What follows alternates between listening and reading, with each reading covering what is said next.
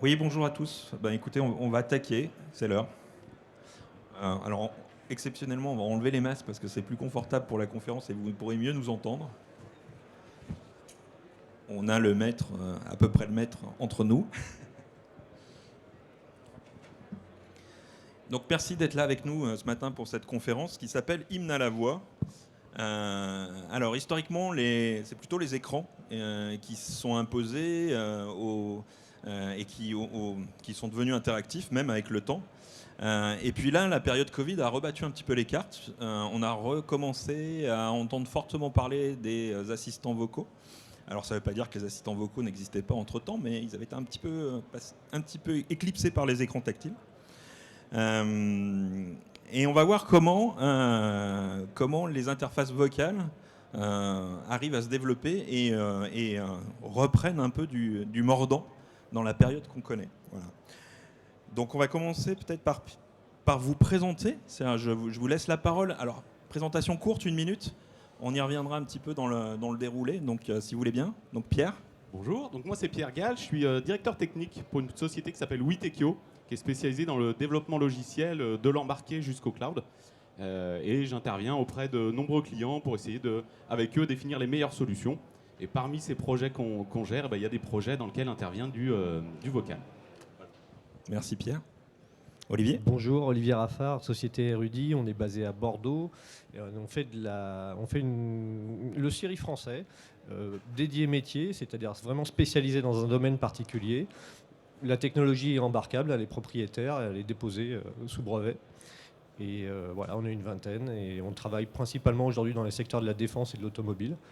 Et on commence à travailler dans des domaines un petit peu plus petits parce qu'on a un système embarqué qui permet de travailler hors cloud. Voilà. Bonjour, William Simonin, je suis cofondateur et CEO de la société Vivoca. Donc nous, on répond en fait à un pain point qui est celui des entreprises qui aujourd'hui souhaiteraient développer une interface vocale pour différents métiers, mais qui n'y arrivent pas forcément parce que quel provider choisir, quelle technologie, est-ce qu'on a la capacité ou pas de l'intégrer en interne. Donc on a développé en fait une suite logicielle qui s'appelle le VDK, le Voice Development Kit.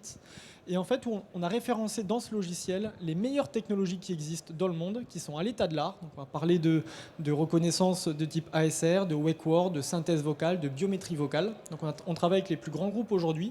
Et par l'intermédiaire de partenaires intégrateurs comme Witekio, en fait, on va fournir cette suite logicielle et l'accompagnement nécessaire à n'importe quelle entreprise de n'importe quelle industrie pour développer son interface vocale. Et ça fonctionne dans une quarantaine de langues, donc c'est directement international.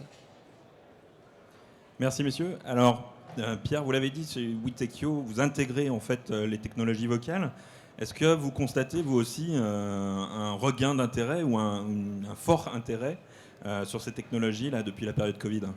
Alors oui, effectivement, on a eu avec le premier confinement des idées, des clients, des retours de la part des utilisateurs qui ne souhaitaient plus toucher les interfaces tactiles. Donc le Covid a vraiment déclenché cette hantise d'aller toucher quelque chose qui va être public. Et en fait, on a un gros client qui fait des machines à café publiques, donc des machines à café industrielles type aire d'autoroute ou arrêt de métro.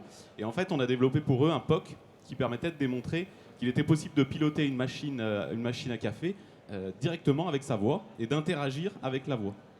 Donc ça a vraiment fait émerger finalement ce besoin autour du vocal, vraiment d'un coup assez net et marqué.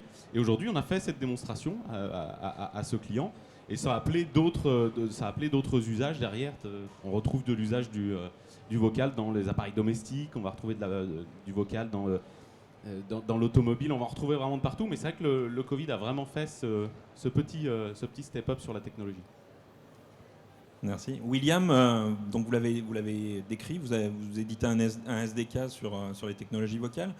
Quand on a préparé la table ronde, vous m'avez parlé de 5 technologies qui sont mises en place dans ce SDK. Est-ce que vous pouvez un petit peu détailler ? Alors effectivement, en fait, les 5 technologies de base pour créer un assistant vocal. Il y en a bien évidemment bien d'autres pour rentrer avec plus de détails, mais sont les suivantes. Pour les utilisateurs de Siri, de Google ou d'Alexa, quand vous posez une question, par exemple, quelle heure est-il ? En réalité, il y a 5 technologies qui vont être activées. Et les 5 technologies sont les suivantes. La première, c'est le wake word. Donc c'est le petit mot-clé que vous allez dire à l'assistant, dis Siri, OK Google, Hey Alexa. Une fois que ce petit mot-clé est entendu par l'assistant vocal, il sait que vous vous adressez à lui. Donc il va se mettre en mode écoute pour écouter en fait ce que vous allez dire. Donc là, vous allez prononcer votre commande, par exemple, quelle heure est-il ? L'assistant va récupérer le son de votre voix et le transformer en un texte écrit. Cette technologie s'appelle l'ASR, Automatic Speech Recognition.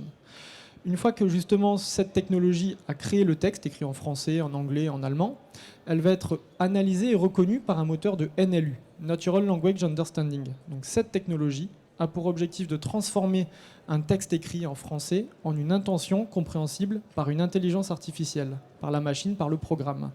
Arrive ensuite cette fameuse IA qui va traiter la commande, qui va regarder concrètement quelle heure il est et qui va prononcer la réponse. Par exemple, il est 10h35 par l'intermédiaire d'une cinquième technologie qui s'appelle du text-to-speech, de la synthèse vocale. Donc en fait, chacune de ces technologies peut être fournie par un fournisseur différent, peut être embarquée, c'est-à-dire sans connexion Internet ou basée sur le cloud, peut fonctionner avec différentes API. Et c'est pour ça que justement, notre logiciel va récupérer toutes ces technologies et les fournir de manière très simple pour qu'elles soient utilisables les unes avec les autres. Et basé sur ces 5 briques de base, on va pouvoir ajouter de la reconnaissance d'émotion, de la biométrie vocale, de la reconnaissance de genre, de l'audio front-end pour améliorer la qualité de la reconnaissance, etc. etc. Ok, merci. Et Olivier, lorsqu'on a préparé la table ronde aussi, alors vous faites parler des gros objets plutôt liés à la défense, mais on a évoqué le multi-intention. Donc concrètement, pour les auditeurs, le multi-intention, c'est quoi ? Alors, on fait parler des gros objets, on fait aussi parler des petits objets, puisque, comme je disais, on a une technologie embarquable, vous pouvez venir le voir sur le site là-bas. En fait, le multi-intention, c'est qu'en fait, ça fait des années qu'on s'adapte aux différents Alexa, Siri, etc. C'est-à-dire que quand on veut leur parler, en fait, il faut d'abord réfléchir à savoir comment on veut leur parler. Et donc, on va lui dire quel temps il va faire demain. Et puis après, on va attendre la réponse. Et puis après, on va dire est-ce que tu peux appeler mon épouse ? Et puis après, on va lui dire est-ce que tu peux lancer Waze pour aller au SIDO aujourd'hui ? Et alors qu'aujourd'hui, avec le multi-intention, ce qu'on propose, c'est qu'on parle dans un langage naturel et en retour, la machine va tout comprendre. Et puis, elle va prioriser en fonction des différents besoins qu'on va avoir et en fonction des différentes étapes qu'on lui a demandées. Voilà, c'est ça la brique fondamentale, elle est là, c'est que quand on maîtrise toutes les 5 technos que tu as très bien décrites, à ce moment-là, nous on fait du 100% français, on est propriétaire de notre technologie et donc on a cette capacité à tout comprendre, à comprendre les différentes intentions. Et du coup, c'est la machine qui s'adapte à l'homme et pas l'homme qui s'adapte à la machine. On a parlé dans la période un peu compliquée Covid, effectivement, et l'intérêt des interfaces vocales sur cette période-là, mais pour quelles raisons, à un moment donné, on peut privilégier l'interface vocale par rapport à une interaction sur un écran ? Alors, qui veut répondre ? Je vais peut-être commencer par donner quelques exemples. Alors, en fait, il y a plein de contextes dans lesquels on n'a pas la possibilité, où c'est compliqué d'aller interagir avec un écran. Même si aujourd'hui, les technologies tactile évolue, quand on va vouloir interagir avec un gant, quand on va vouloir interagir avec des doigts qui sont sales, des mains qui sont sales, quand on va faire de la mécanique par exemple, très vite on va se rendre compte de l'intérêt d'aller rajouter cette interaction vocale.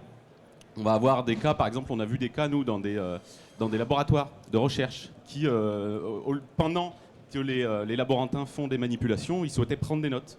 Et en fait prendre des notes, souvent ils sont obligés de s'arrêter, d'enlever les gants, de se mettre dans des zones isolées, de faire des notes à la main ou sur un ordinateur. Là, l'idée, c'est de pouvoir permettre de faire un travail de prise de notes en même temps que le travail de réalisation de la manipulation.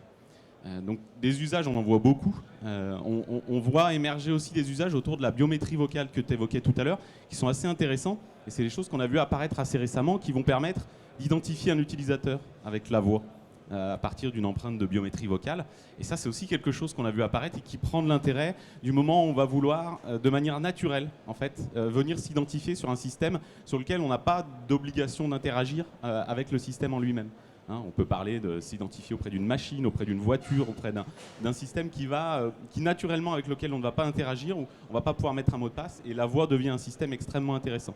Et ça peut aller très loin, puisqu'on a des systèmes aujourd'hui qui font de l'authentification. Et donc, on va aller jusqu'à des systèmes de sécurité, puisque l'empreinte biométrique vocale est quelque chose d'extrêmement sécurisé. donc couplé avec un moteur de génération de phrases aléatoires, pour éviter la notion de rejeu, on va pouvoir avoir des coffres-forts ou des accès dans une banque ou s'identifier auprès d'un système assez facilement, uniquement grâce à son empreinte vocale. Et qu'on ne peut pas tromper avec des enregistrements vocaux, là, pour le compte. Eh ben, l'objectif, justement, c'est d'aller générer des phrases aléatoirement. Et donc, c'est pour ça qu'il faut toujours coupler la biométrie vocale avec de la reconnaissance de texte. Et donc, le système va vous proposer de dire une phrase qui est alors aléatoire, même si ça va être une phrase construite.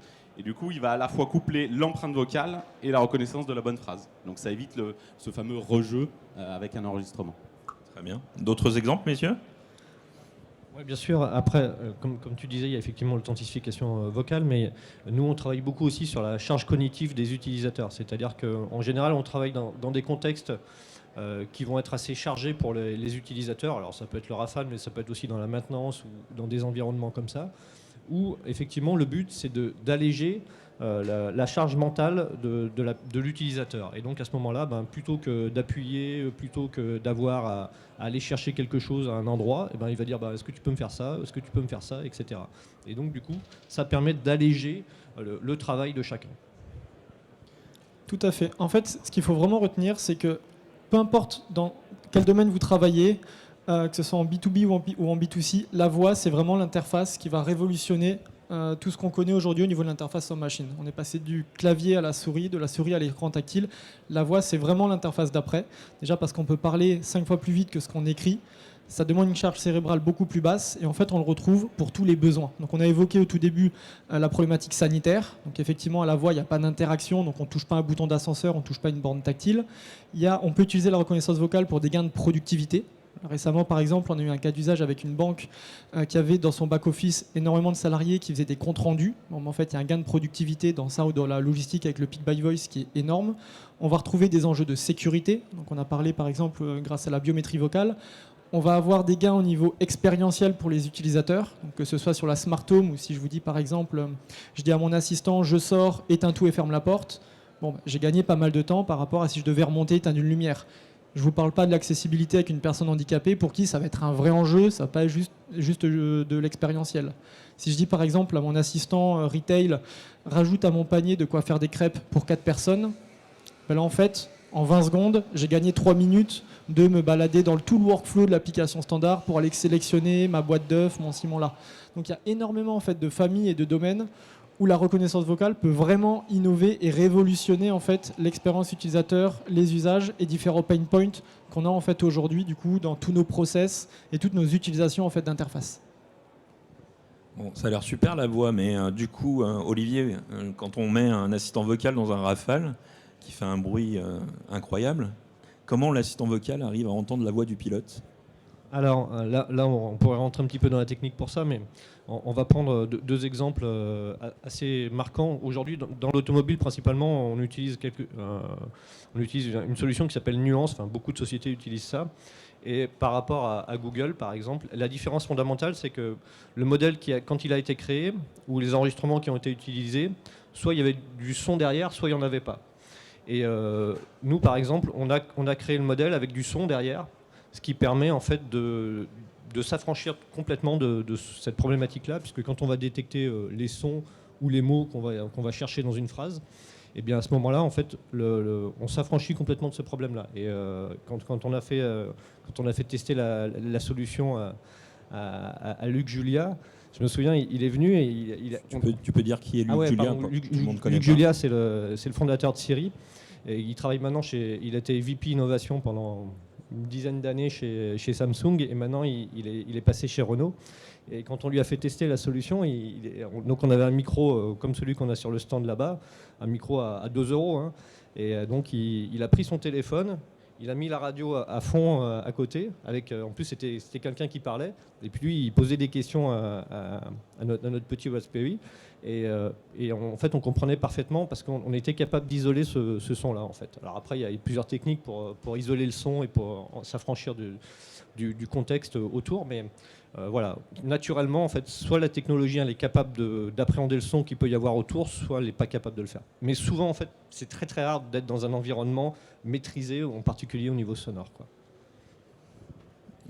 Alors, ouais, effectivement, alors peut-être un petit complément, même si Vas-y. nous, on n'est pas des spécialistes de l'électronique ou de la mécanique. Il y a aussi une intégration du bon micro, des bonnes typologies de micros. Il y a des micros directionnels. On va pouvoir mettre plusieurs micros. On va même pouvoir faire de la géolocalisation à partir des micros en se disant la personne est plutôt à droite, plutôt à gauche. Donc, je pense qu'il y a aussi toute une technologie de filtres hardware, de choix de micros, plus de filtres logiciels qui vont pouvoir derrière aller écréter certaines fréquences sur le son enregistré, qui vont permettre d'améliorer finalement tout ce brouhaha qu'il peut avoir autour de la phrase pour bien isoler la voix, les mots. Et donc c'est vraiment un ensemble, je pense, entre une bonne intégration mécanique, positionnement, des bonnes solutions électroniques avec le choix des bons micros, une bonne intégration logicielle avec les bons filtres et derrière la bonne technologie qui va permettre effectivement de faire le dernier nettoyage qui va être le plus compliqué.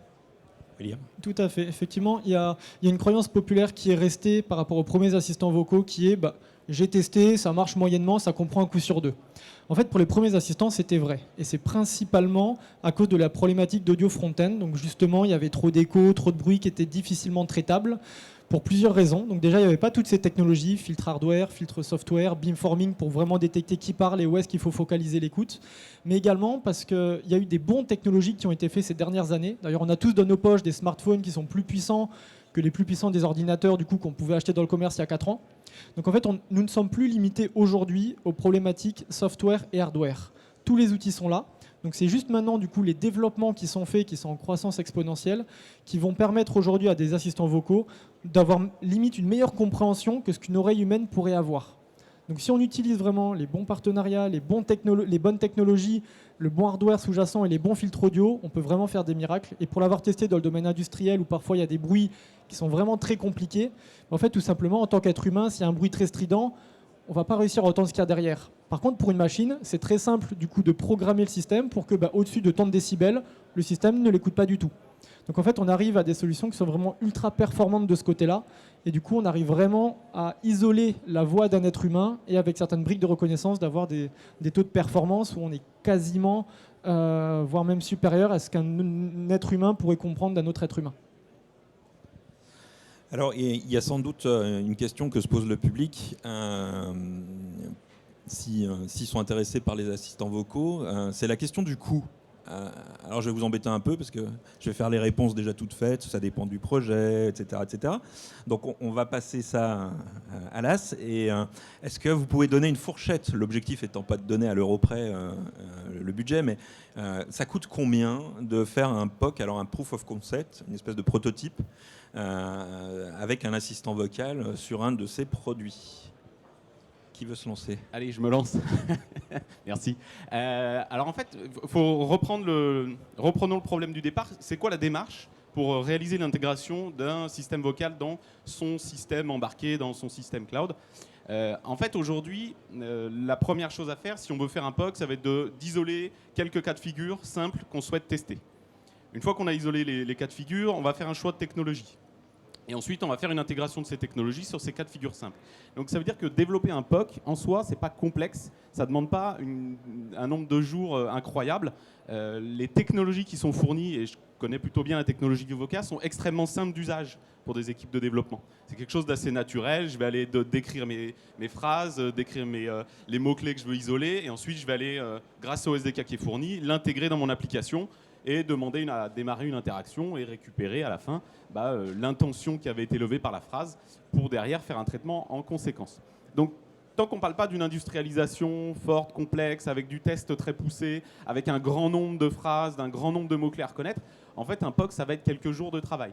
Donc, en termes de jours d'ingénierie, on va parler de 4-5 jours pour mettre en place l'environnement.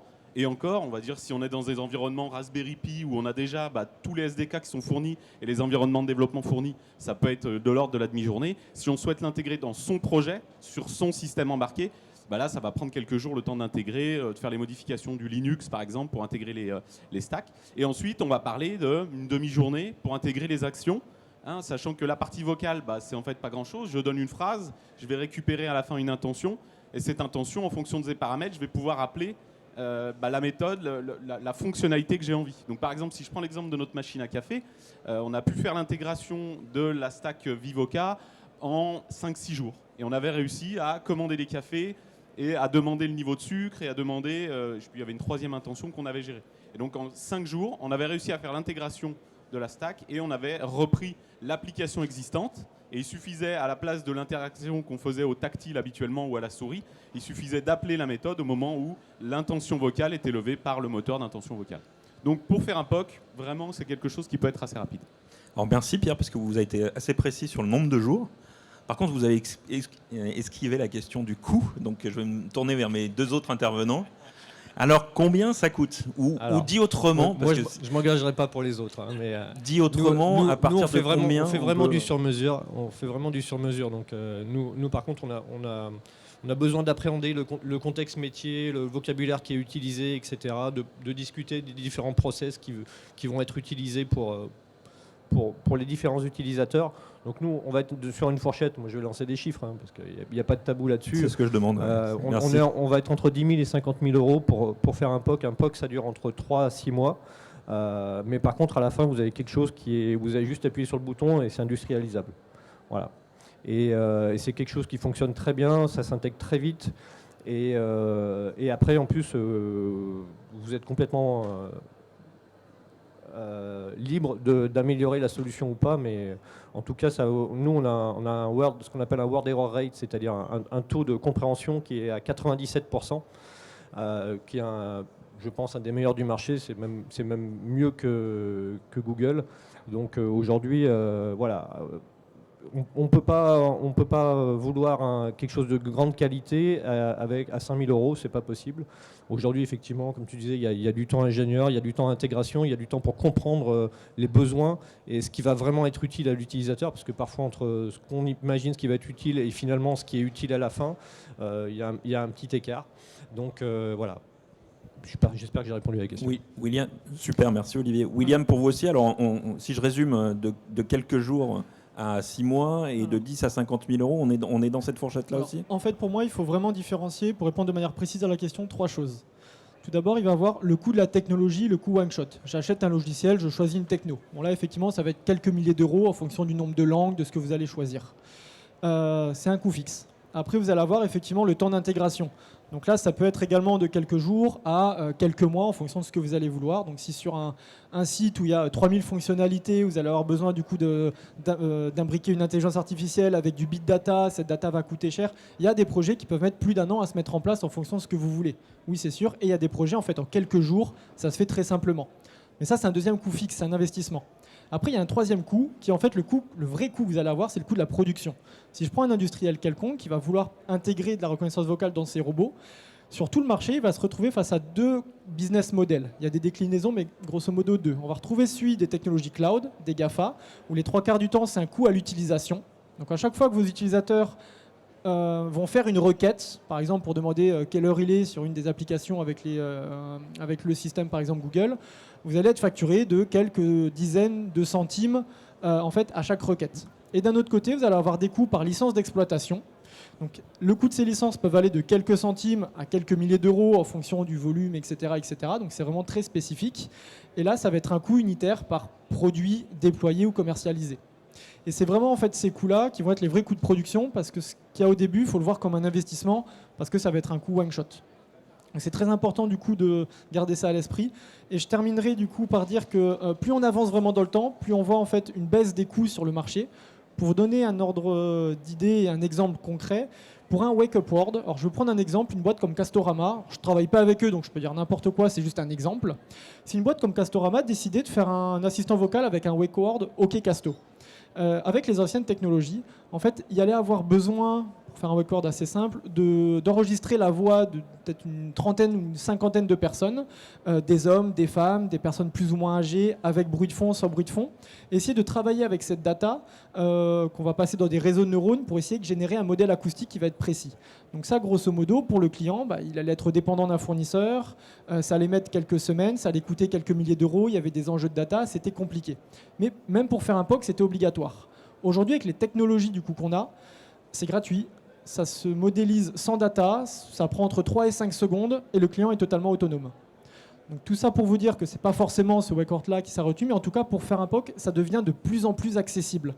Et toutes les technologies sont sur le même trend, et d'ici quelques années, ce ne sera même plus un enjeu financier de faire un assistant vocal. Le vrai enjeu, ce sera concrètement, qu'est-ce que je lui fais faire ? Et c'est vraiment ça qu'il faut réfléchir. Quel use case, qu'est-ce qu'on veut vraiment du coup que l'interface vocale fasse ? Parce que faire de la voix pour faire de la voix, ça ne sert à rien. Donc quel est l'impact que vous allez vouloir mettre en place en ajoutant une interface vocale dans vos produits, dans vos systèmes ou dans vos process ? Alors c'est super William parce que vous avez fait la transition pour ma prochaine question, puisqu'on a tous des assistants maintenant vocaux à la maison, notamment dans nos téléphones avec Siri, etc. Il y a les deux extrémités de l'échelle. C'est des gens qui posent ça au milieu de leur salon parce que c'est super intéressant, confortable, pratique. Puis vous avez des gens comme moi qui se disent mais il est hors de question que je mette un micro ouvert en permanence au milieu de mon salon, etc. Vous avez parlé de Wake World, donc le Wake World c'est le mot qui réveille l'interface en fait. Comment ça marche ? Est-ce que un entrepreneur qui se dit tiens je vais mettre ça sur mes machines à café par exemple peut se dire mais non parce que je vais avoir des micros en permanence ouverts dans mon entreprise, je fais un peu de R&D, il est hors de question que j'ai un micro ouvert en permanence dans ma boîte. Comment vous garantissez la confidentialité des échanges chez vos clients par rapport à ces interfaces ?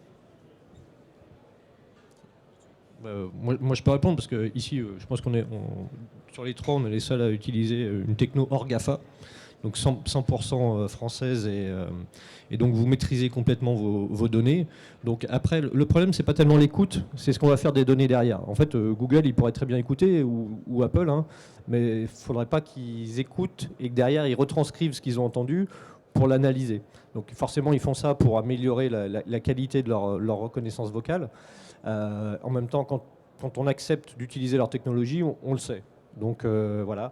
Après, aujourd'hui, en tout cas, avec notre solution, 100% des données, c'est pour la société. Donc il n'y a aucune sortie de données en dehors de la société.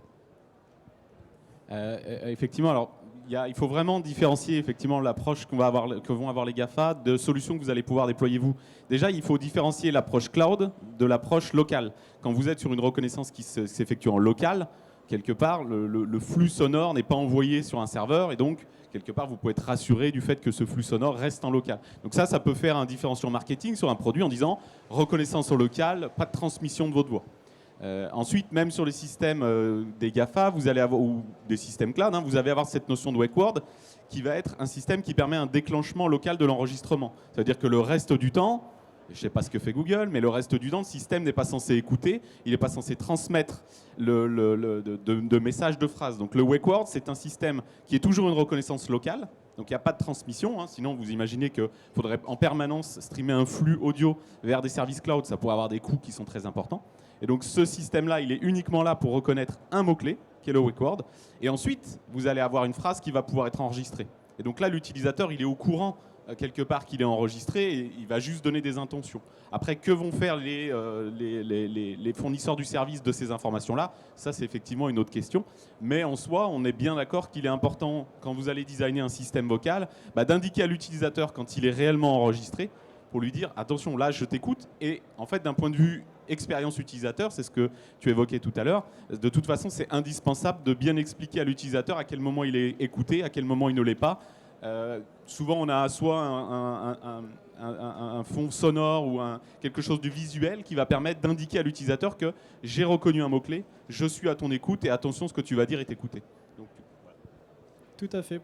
Pour compléter, je dirais qu'il y a vraiment 3 infrastructures qu'on peut mettre en place. Donc, il y a les systèmes qu'on entend qui sont cloud, où directement ça part sur des serveurs de tiers, comme par exemple ceux de Google. Donc là, à un moment donné, la data est envoyée, elle peut être analysée. Malheureusement, il y a un manque de transparence sur ce qui se passe et puis elle revient. C'est un fait. Il y a le système effectivement embarqué. Donc là, on parle de privacy by design. Donc ça veut dire qu'aucune connexion Internet n'est nécessaire pour que l'assistant fonctionne. Donc ça a ses avantages, ça a également ses inconvénients. Vous ne pouvez pas lui demander la météo, il ne peut pas aller la chercher. Donc grosso modo, le système est capable de fonctionner dans un total environnement clos, donc aucune fuite de data possible. Mais il y a également un compromis. Donc si par exemple pour vous, la data de vos utilisateurs sont importants, mais pour autant vous voulez la garder en interne, vous voulez la maîtriser, vous ne voulez pas l'envoyer à un Google. Mais il y a des solutions en fait qui s'appellent des solutions on-premise qui peuvent être installées sur vos serveurs où certaines datas que vous sélectionnez, que vous décidez de remonter à vos serveurs remontent. Le traitement peut se faire en local sur la machine ou sur vos serveurs et redescendre au système. Donc ça, c'est vraiment les 3 infrastructures du coup, qui fonctionnent. Et du coup, après, il y a une notion effectivement de technique. Normalement, le wake word est fait à la base pour économiser de l'énergie au système. Parce que quand on est sur de l'IoT, faire tourner un processeur à 100% pour écouter tout ce qui passe, ça consomme aussi énormément, ça réduit la durée de vie du produit. Donc le wake word est fait, 1, pour protéger la vie privée, et 2, pour protéger également du coup, la machine. Et en fonction d'un ou de plusieurs mots-clés, le système va s'activer pour déclencher l'écoute. Maintenant, la grosse problématique, c'est que tout le monde a peur des écoutes drastiques parce qu'on met quand même des micros du coup, sur sa table de jardin ou sur sa table basse où vous voulez, et ça fait peur pour la vie privée. Et la principale problématique, c'est pas forcément que les GAFA puissent écouter, c'est le manque de transparence. En fait, on ne sait pas. On ne sait pas, c'est pas clairement dit, qu'est-ce qu'ils enregistrent, qu'est-ce qu'ils gardent, qu'est-ce qu'ils utilisent pour faire de la pub, parce que ça reste leur business model. Et à mon avis, c'est sur ça que les géants américains, qui pour l'instant ont le monopole sur une grosse partie de la voix dans le cloud, devraient avancer pour que ce soit plus clair pour tout le monde et que la voix puisse vraiment pénétrer, en tout cas pas le monde de l'entreprise, mais surtout le monde du particulier. Bon, normalement, à l'issue de cette conférence, on commence à avoir une idée un petit peu claire de ce qu'on peut faire avec les assistants vocaux grâce à vous, messieurs. Si je suis auditeur et que je me dis mais ça peut m'intéresser, qu'est-ce que je vais voir? Alors en fonction de la maturité du projet, c'est-à-dire j'ai vaguement une idée, ça y est, je sais à peu près où je vais mettre mon assistant vocal, mais il faut que je fasse un projet. Qui je peux aller voir en fonction de ces maturités de projet Je commence. Donc, nous, en fait, on accompagne nos clients sur n'importe quel type de maturité de projet. C'est pas un souci en soi. En fait, il suffit juste de nous contacter. Et, après, on vous accompagne et on vous donnera notre avis d'expert sur l'intérêt ou pas de faire certaines choses. Mais voilà, après, il n'y a pas de bon ou de mauvais projet. Il n'y a pas de choses qui arrivent trop tôt ou trop tard ou qui sont pas assez matures. Aujourd'hui, il n'y a que des projets et après, parfois, ça vaut le coup de le faire avec des choses assez compliquées. Puis parfois, il faut rester sur des choses très très simples. Ça dépend un peu de la complexité et surtout du but final qu'on veut avoir en utilisant la voix pour ses utilisateurs. Alors, j'ai effectivement cette même démarche de dire venez voir Witekio, on est au stand E122. Non, je pense qu'il faut se poser la question de la manière dont vous voulez appréhender le projet. C'est-à-dire qu'en fait, la vraie question de fond, c'est quel va être l'usage du vocal dans mon produit. Et ça, on a quand même beaucoup abordé l'aspect technique jusqu'à maintenant, mais en fait, le vrai problème de fond, c'est je veux faire une interaction vocale. Pourquoi? Est-ce que ça a du sens? Est-ce que mes utilisateurs sont prêts? Est-ce que vraiment le marché dans lequel je m'adresse est prêt? Est-ce que je vais faire une rupture et en fait, ça va faire un différenciant? Et ensuite, comment ça va fonctionner? Parce qu'effectivement, aujourd'hui, on a les solutions technologiques qui vont permettre de faire de la reconnaissance simplement de mots-clés, pour dire à gauche, à droite, devant, derrière. On va avoir des moteurs extrêmement avancés qui vont pouvoir comprendre la sémantique d'une phrase et donc vous proposer des interactions beaucoup plus avancées. Mais en fait, la vraie question dans tout ça, c'est qu'est-ce que vous voulez faire? Qu'est-ce que vous voulez proposer? Comment ce système vocal va pouvoir être innovant dans mon marché et proposer une avancée pour mon client? Et est-ce que mon client est prêt à accueillir cette typologie de technologie et d'interaction? Et si oui, sous quelle forme? Est-ce qu'il s'attend à vouloir formuler des phrases complexes? Est-ce qu'il s'attend à vouloir simplement donner un mot? Et donc, il y a une notion d'UX, de user experience qui est à designer. Et là-dessus, effectivement, on accompagne nos clients dans cette réflexion en amont sur comment je vais interagir avec mon système. Est-ce que c'est une bonne idée? Et là, nous, on a essayé de designer une méthodologie qui permet à la fois de comprendre la vision de nos clients, c'est-à-dire de vous, OEM ou fournisseurs de devices ou de solutions, et également aller interroger les clients finaux, c'est-à-dire vos propres clients, qui vont être là avec peut-être un groupe d'utilisateurs de test, qui vont pouvoir donner leur avis, qui vont pouvoir vous permettre de cadrer une première phase, et puis ensuite aller jusqu'au test. Et cette phase de test, elle va vous permettre de valider qu'effectivement, c'est bien adapté, c'est bien adopté, c'est bien compris par l'utilisateur, il vient naturellement dire les bonnes phrases.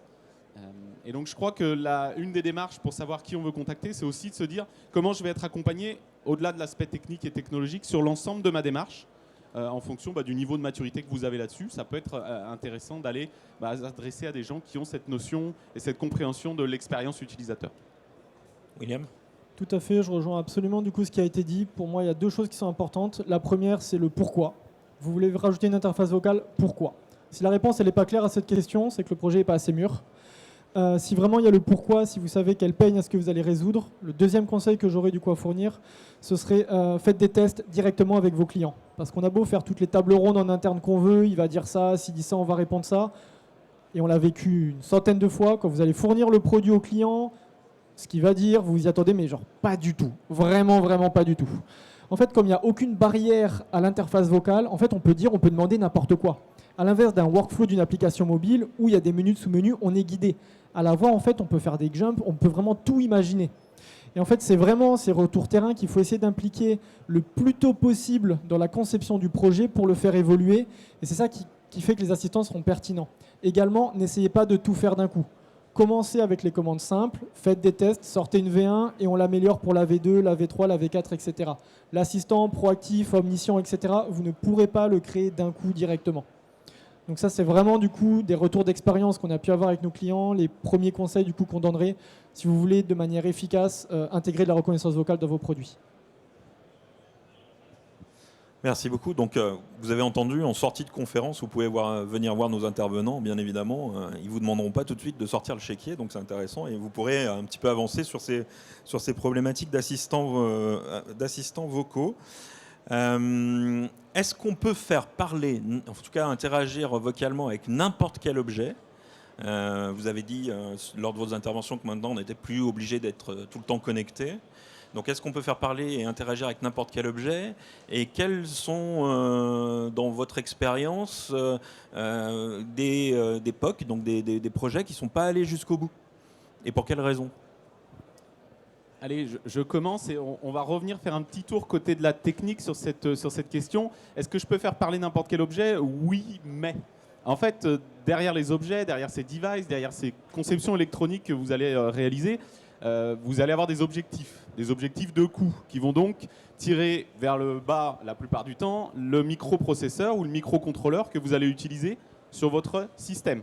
Pourquoi je parle du microprocesseur ou du microcontrôleur? Parce que c'est malgré tout, sur une reconnaissance hors ligne, offline, c'est lui qui va faire le job. Donc ça veut dire que sur un tout petit microcontrôleur, là, quelques mégahertz, qui n'a pas beaucoup de mémoire, ne vous attendez pas à faire de la reconnaissance vocale avec des intentions et du réseau de neurones avancé. Ça ne sera pas possible techniquement.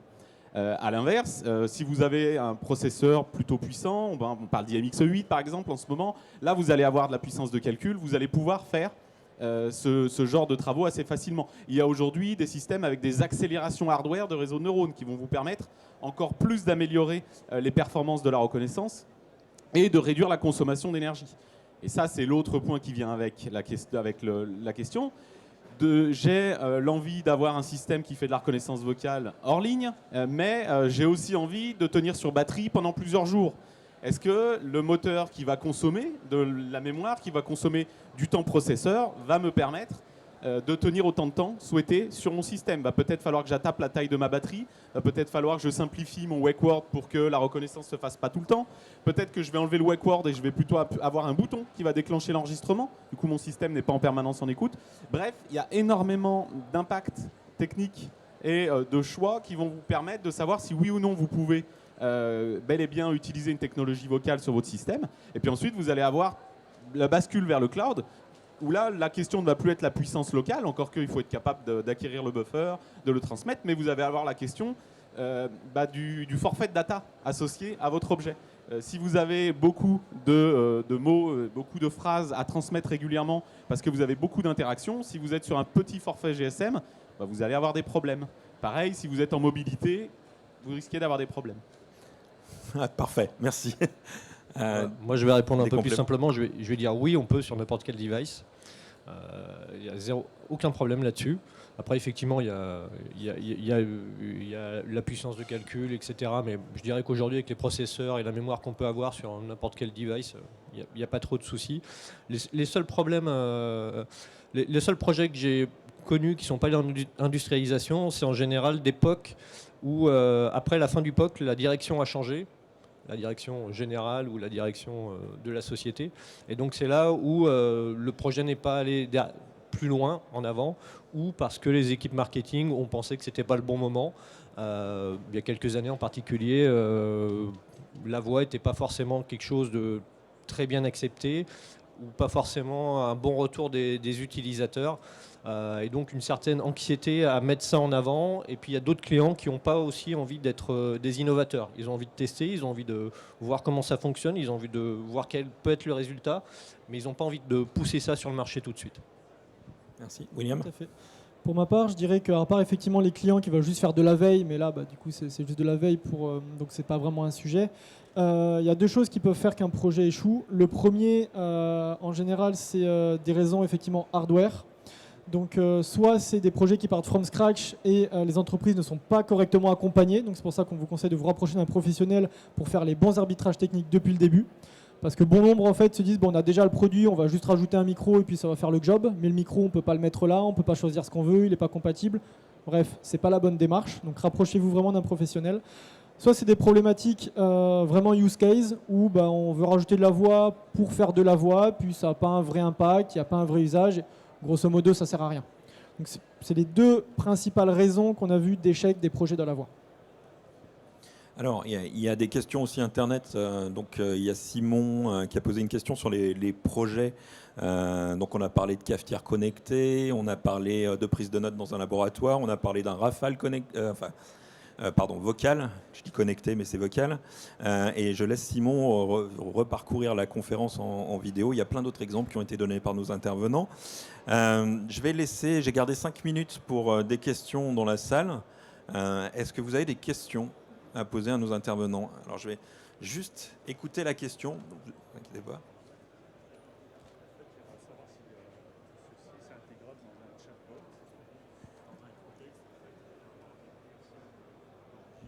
Alors, est-ce que c'est intégrable dans un chatbot avec des contextes de personnes d'origine différentes, des accents, des langues différentes, etc.